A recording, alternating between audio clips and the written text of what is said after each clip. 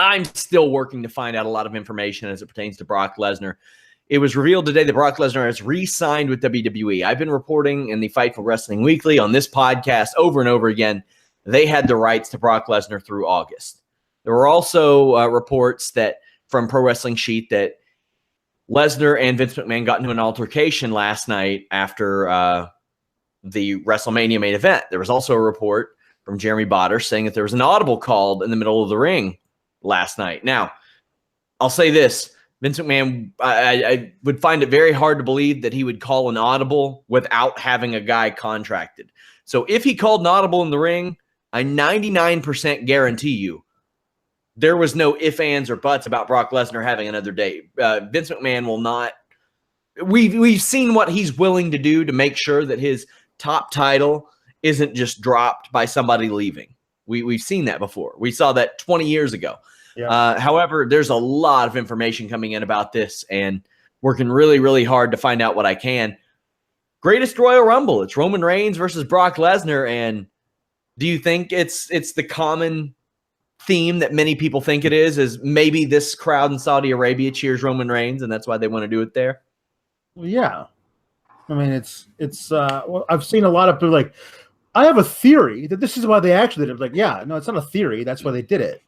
Like, I mean, he's just going to get booed 2 days later, 3 days later. But there's a whole thing. That doesn't matter. Because here's the thing. What I feel like is it feels like for Vince, as long as in the moment the coronation sounds and looks great, then he can play it whenever he wants. And it'll because he'll have the authentic crowd reaction, even if it's halfway around the world where they'll cheer anything because they were super happy to have the thing there. Okay.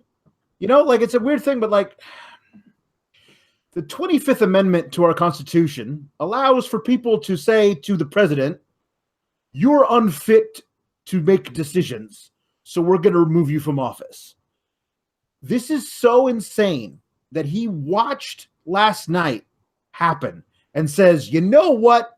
All that needs to happen to make this work is for me to do it in Saudi Arabia instead, in the confines of a steel cage. It's been 4 years. It's been 4 years. And with the exception of 6 months last year when he was working with Braun, and I think that's the hottest Roman Reigns has ever been at any point since the Shield.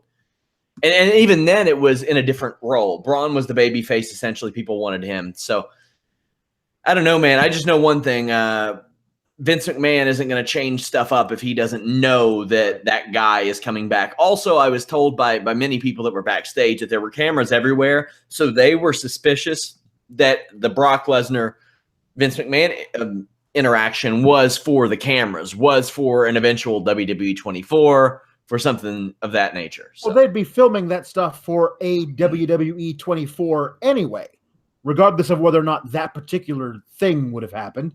But the thing for me is this, like, insanity is doing the same thing over and over and over and over again, but expecting a different result. And that's what this is. Like, you're expecting a different result because you're right. He could win this whole thing at the cage match in Saudi Arabia, and then he shows up on Monday and he'll get booed. He'll get shat upon. It's not gonna work. It's going to feel hollow. So, yeah. Well, I will have a live podcast right after the Greatest Royal Rumble. That will be Friday, April 27th. Make sure you all check that out.